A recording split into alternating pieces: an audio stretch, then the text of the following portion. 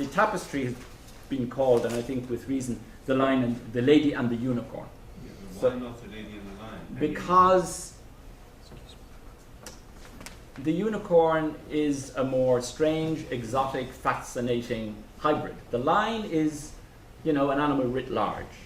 And very often in traditional accounts, the lion was simply seen as the senses, whereas the unicorn represents the senses as revisited and reinterpreted and resumed in a sensory spiritual combination or reconciliation. And the gestures of the lady are invariably towards the unicorn. As in this instance, it's when she embraces it. The lion is really heraldic and doesn't play a role except as fall guy or counterpoint to the unicorn. The lion remains within. I mean, you can see it even with its tongue out here. It remains an animal contained within the animal world, whereas the unicorn is an animal that embraces as hybrid the human and the divine. That would be my reading. I don't know what Anne's would be. Well, I actually think the unicorn is heraldic also at times. I think the lion is actually very interesting. If you go, for example, can you put the one of taste? I think that one's very, very interesting because there the unicorn is very large. Yeah, that one. They're both very large. The lion is quite threatening. Very often the lion is viewed as a symbol of courage and of... So I feel in this one there's this marvelous opposition because the cape of the lion, the mantle of the lion is really tumultuous. I feel that in this one all of creation, animal creation, is full of appetite and oral desire. The unicorn, which is addressing the audience, the gaze of the unicorn is he's calling us in, and he's like almost Pegasus. He's like Pegasus. There's a nobility and a soaring in the unicorn. So I think that justifies the reading that the lion represents appetite in its violent sense. Unicorn, there may be reason and something more spiritual. And that here for me, she's franchise, so franche volonté, torn, poised between these two. So, and I agree with you, Richard, in no way am I sympathetic to readings that sort of view this as this. And if anything, Gerson's spiritual sentence, the word they use for happiness is voluptas. This is and not... And it gives a central role to the heart, absolutely. And it is the whole second part. And as you know, his big song, it's the chant du cœur, the song of the heart. And mystical theology is very central. It's very central, and his whole theory of prayer, and I think his theory of prayer has just what you're saying as being both an inside and an outside. It's closer to Lévinas's exteriority than it is to any sort of ascetic withdrawal of the world. On the contrary, she becomes the cosmic, the soul in prayer, the heart in prayer, better say the heart in prayer, becomes the cosmic beggar for all of creation. So it's not far from your view. But I think the lion is actually interesting, because now if you go, for example, to touch, all of a sudden the lion is the one who's addressing the audience. So it's very interesting. If you go to touch, so that one, yeah, there the lion is almost like a little cat, and he has this human expression, and he's the one addressing the audience as though really with a sense of marvel. And there is something in this one in which she's beyond both these in some sort of, she's soaring up in this higher way. He's very curious here. He's so different. Well, he doesn't care, I think. He says, no, look at this lot going on. Yeah, well, except, Garrett, his eyes really have a sort of a sense of wonderment and astonishment, as though something way beyond what this lion can understand is happening. Yes. But isn't it interesting? I mean, she is partnered with the unicorn in a very obvious way, yeah. And he's looking up at her. And yes, and the lion is looking at us almost as though the lion... See, I interpret the character that's looking at the audience to be some sort of figure of the artist, too. It is like Velázquez and his... Sure. Now, the thing that's... Think. It is interesting that the monkeys, are in chains here, whereas in taste, to come back to Doriana's question, why is it taste? The monkey is tasting, But- and she's taking food from the bowl Exactly. to feed the. As puppet. opposed to in other words, the monkey doesn't have free will. She does. She can taste or not taste. The monkey tastes. Same thing with the perfume. The monkey doesn't understand that the perfume has a spiritual dimension, so the monkey smells the flower. Maybe she's learning from the monkey to eat and to. No, Richard, it's not. Somebody else. Dennis. Dennis. I had a historical question. I'd like to know if there are other, come to mind, pre-Renaissance medieval examples of this theme you're talking about, the rescue of the senses by an integration of the spirit. I just don't know, troubadours or something that would parallel this, so I wouldn't be nervous that you're importing romantic synthesis into the Middle Ages. And Well, I can give an answer. I would answer there, Dennis, that ever since Aristotle hits Yeah. the scene, there's a much embodiment is the order of the day with St. Thomas Aquinas. So that much more Platonic asceticism and nervousness about the sense really disappears with the triumph of Aristotle and of Aristotle's theory of senses. It disappears, or it. The Platonic Yeah. asceticism Oh, yeah. disappears Yes. and Aristotle triumphs.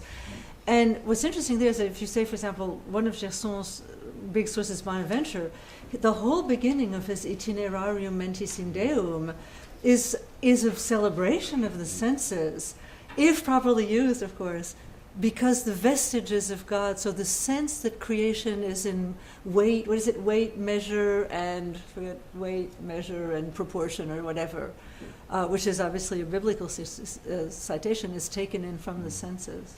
And actually, So- Michel Serre, in his book Five Senses, he gives an interpretation of the tapestries as I'm quoted, and he concludes by saying a sixth sense is necessary through which the individual can turn inwards and the body upon itself a common sense or internal sense. A sixth island was necessary. A tenth represents this interiority. Now, he then cites Aristotle in both the De Anima and the De Sensu as portraying the sensus interior as the heart.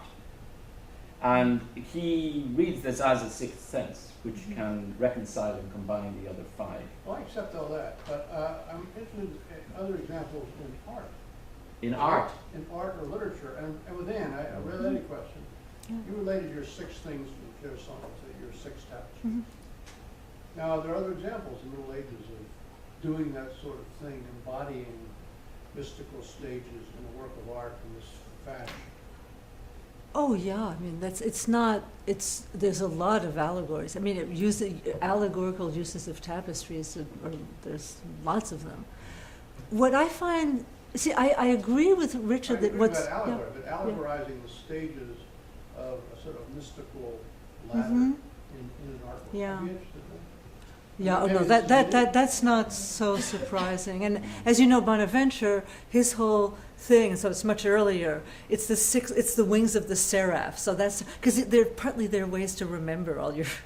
So, but I do agree with Richard that this is why it makes me always uncomfortable when people start mentioning too much of the 13th century. We're in the 15th, and 15th. late in the 15th. And Petrarch is already penetrated. Gerson starts out as a humanist. And I agree It's the with you, Renaissance in many time. ways, we're right at the cusp. And that's why what I find fascinating is the new humanism. And this is why I also find it interesting that the Lévis family is not of the old feudal class. They are the new, with a great, they love alchemy, they love commerce, they love law, not this is not du Guesclin. They don't, the old feudal nobility has been very much discredited by the 100 Years' War. They're out. So I agree with you that it's much more useful to really put it in the 15th century and try to look intensely at the 15th. also I think, this is symbolic, but there's two ways of reading a symbolic tapestry or work of art or icon. One is as allegory, as you've mentioned, Dennis. But allegory tends to be one-to-one. You know, this sense represents this, etc. Whereas, and it's an either or. You either choose this reading or that one. You know, it's either about it's a sense or it's spirit, and the two, never the twain shall meet. But a symbol can also be read as metaphorical. And in metaphor, you don't have to choose between. You have both and at work. You know, you have the literal proper sense and then the figural sense. You have the sensible and the intelligible. And in that sense, it can go both ways and doesn't have to be exclusive in terms of its reading, which allegory tends to be. And I think from that point of view, this is metaphor more than allegory. I agree, and this is why I'm really interested in, well, because, you know, this Gerson goes on and on and on with his personifications of the soul and the, so, and Dennis, if we had time, you'd see that if you put the Gerson, the explicit reference to Ramon de la Rose, his explicit, I want to change this courtly, bring it back to this more spiritual, then you think you're not just, you know, completely inventing it, but you have to go wade through Gerson. And there's not a whole lot of translations. So that's quite hard to do. Pam first and then Pam. I just wanted to mention to you, Janice, yes, I mean, there are several examples in medieval art, many, where you would first see, for instance, a person confessing. And then you would see a person praying in front of a retable or a statue. And then you would see a person bending down in prayer and seeing in their mind's eye what the statue, which is of Jesus or Mary, looks like. And then through another clearer seeing, actually looking up and seeing through another sense the image of God that's coming out of a sky. I mean, there are examples of that. So those various stages of mystical insight are literally portrayed in the And Pam, is there the contrary movement? Ascent, but descent. You know, I'm thinking, for example, of talking about mystical theology of Teresa of Avila, who ascends through the various stages of the interior castle, but then says we have to come back to the world. You know, God is amongst the pots and pans. Yeah. This kind of reincarnate, this kenotic descent back into the ordinary universe and the sacredness of the ordinary universe. I just wonder if the developmental allegorical move isn't always away from the senses towards the spirit. The thing is, in medieval art, because space is anachronistically represented, you don't always know if the bottom how you're supposed to read it. Yeah. But you have times when, yes, you start down here and you move up to the saints, and then the saints provide a way to maybe John and John the Baptist and Mary, and then you go to something that's not really seeable, but maybe is a light at the top. Or you can read it from the top, going down, and then coming back again. So, you know, there, as the Nordenfalk thing is, you know, you do have these circular kinds of compositions which aren't meant to be read. And the tapestries, I think, can be read like that too, as it's Yes, and they could well have been in a sense. Yeah. And in fact, I even have a theory that you really think that once you go back, then it really does become the land that I will show you, and you reinterpret it. And then you have the three levels of symbolic theology, theology proper, and mystical in each one. Because according to Bonaventure, for example, in the normal experience of taste, I take in the structure of the world through taste. I am aware of my free will, cogitatio, but I also desire the source of my free will, God. So then you can go back to each tapestry. And that, Dennis, is actually more typical than you'd realize it, because they're used, it's a little bit like the way you look at the 17th century conceit poems, where they have a lot of time. So the idea of packing in a lot of symbols and ideas into one tapestry, of course, means that you can live with that one tapestry for a long time and still be discovering things. This tapestry is much more sophisticated than what you're describing. Exactly, and I think this is something we all sense about these. There's a beauty to it, and a grandeur and a loftiness of thought, and a movement and a and development, a movement as and a saying, development. mutation. So that if the sixth sense is not just the culmination of a single line, But both the culmination of a movement and the inauguration of a Of new a cycle, return, which then is it's nice. much more Yeah, interesting, exactly. much more complex. Maybe two quick things. I think if I recall correctly, in the Musée de Cluny, it's set up almost as a spiritual kind of meditation room. It was changed radically from what it was before, but it's very soft light, and there, you come into this area where these are featured, and it's very, very powerful. Yeah. But the comment I was going to make, this is almost exactly this is a celebration of the senses. But the Catholic Church, in terms pre-Vatican and maybe earlier in Latin, for the rite of extreme-unction, now last rites, or the rite of healing, it was looked at as the senses as a way of sin. So the priest would anoint the person in Latin, saying, "I anoint you with this oil on your hands, which your sense of touch has led you to sin." I So wonder, this is exactly the opposite. but I'm glad you mentioned this, because again, we must remember Catholicism has many, many chambers and voices in it. That represents a very narrow. When you read Bonaventure on the senses, you cannot have that view. So yes, there is. I'm talking about the practical. Yes, yes. The ritual. Yes, the yes, ritual. yes. But in other words, Philosophy about in no ritual. way, shape, or form, in other words, I strongly object to the idea that a morbid view of the senses of bad characterizes the Catholic view of the senses, because there's so Well, much it's evidence. anti-Eucharistic. Exactly. It's anti-incarnation. And if- That's why it was radically changed. Yeah.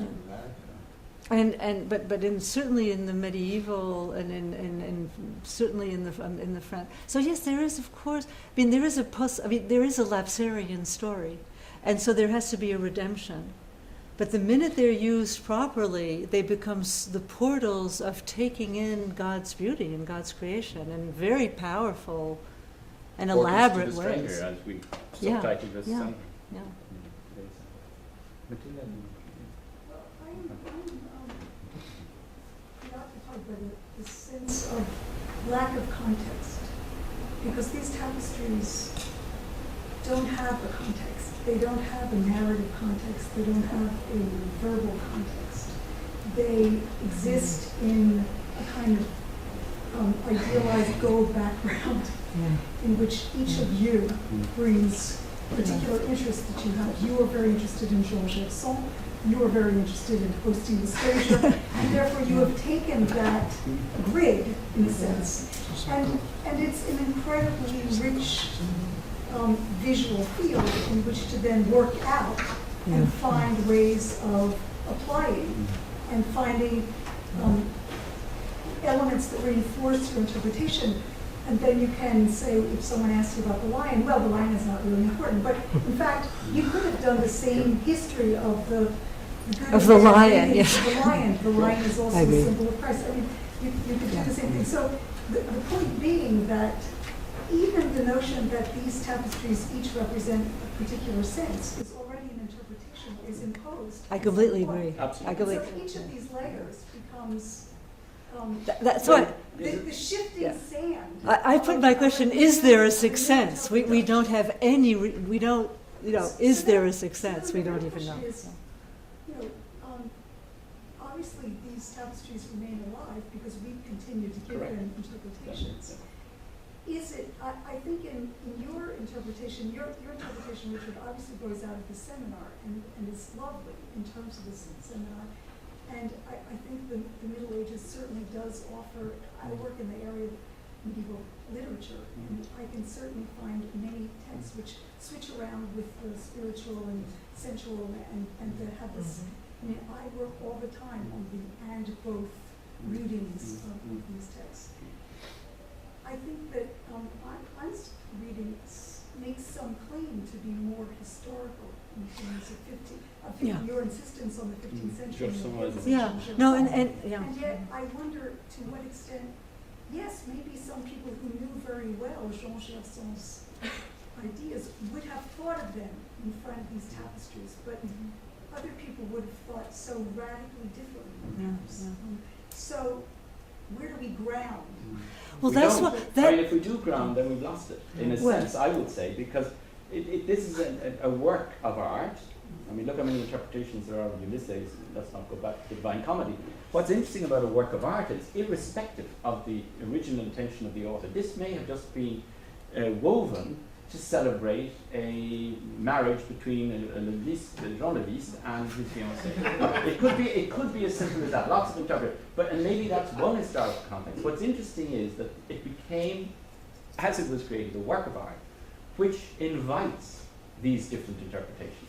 You know, le symbole donne à penser, and that's what's interesting about it. Otherwise, we'll do a work My question was really more to on, because it seems to me that Yeah. you do make Well, yes, I mean, first of all, historical grounding. yes, no, I do. No, I absolutely do. I'm now obsessed with trying to go, I want to go find out, because I do find, for example, that Marie-Elisabeth Brûle, it's the first time I see some real arguments that really work. I mean, when you compare each one of the figures, I mean, when I read, for example, Gourlay's thing, she goes on and on about the maiden. I'm sorry, but there isn't the maiden. There are 6 carefully individualized figures. There's So, also 2 parts of the rose.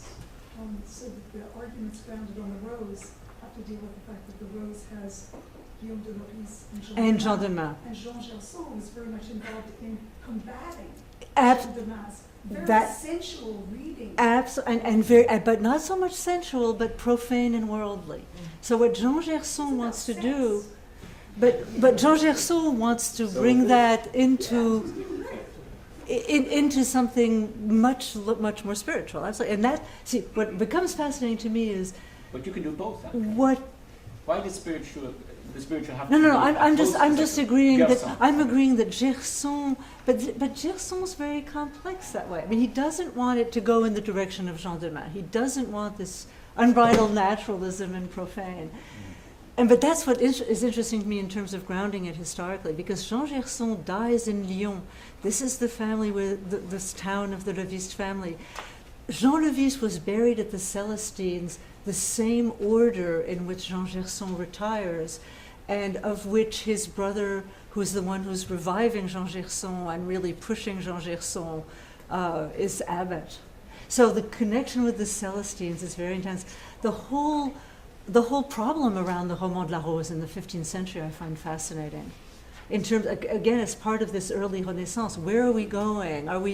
How much of it is, from a sort of political, sociological, a new class of magistrates who want new types of values that they will glorify, and that will, as opposed to the old feudal nobility with their values. So that's why I end up becoming so interested in the historic grounding, because as a historian, I end up feeling that we see in a way, Richard, there's a hosting of the stranger there, because it forces us to go see what were they thinking, what did it mean to them, how did they.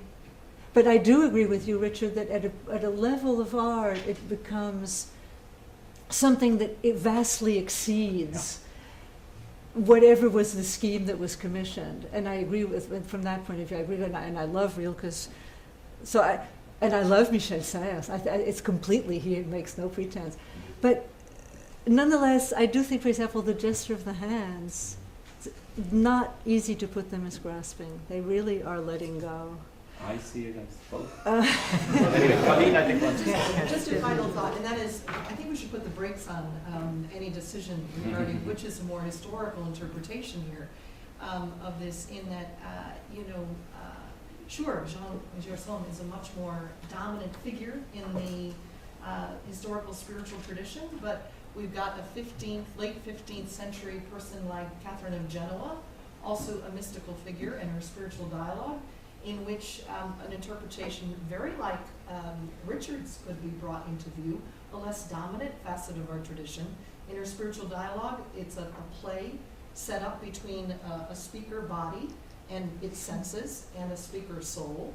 And ironically, here we have a lesser known figure in the tradition who's giving huge bits of wisdom to the voice of body. Body and soul go on a journey, decide to journey together. The soul wants to be up in the heavens with its contemplation, and the body is reminding the soul that there is another sphere, another realm altogether, wants to show the soul this realm and talks about it as godly, and talks about the thing of the senses and the world and what's earthly as of huge importance to the Creator, and reminds the soul that offenses against the senses and offenses against the body are offenses against God. So, you know, we have different figures in the tradition that I think need to come into play here. And I'd want us to not decide that one interpretation here is even more historical in terms of the tradition, the mystical tradition. So Well, I agree certainly with, one- it I agree corresponds with to you the entirely. dominant- I agree the with you dominant entirely. mystical Yeah, tradition, I but- agree with you entirely. I was really just going back to Lyon, right, this one town. So, but I agree with you that, and I have, there's not, Well, she's a very interesting Thing. figure who maybe it could be an interesting juxtaposition to this yeah, kind I of agree with interpretation. that, I agree In with that. late 15th century, coming up with something Yeah, very yeah. different than the typical denigration of body and senses that has But come. I don't think, I guess but my only worry is that you're describing Gerson as denigrating body and senses, and I think that's so Well, far. spiritual. Well, but that's that, you could view that as not a denigration, but on the contrary, an upholding. I think we have to do Of- like the monkey and go and eat. Oh, no, yeah.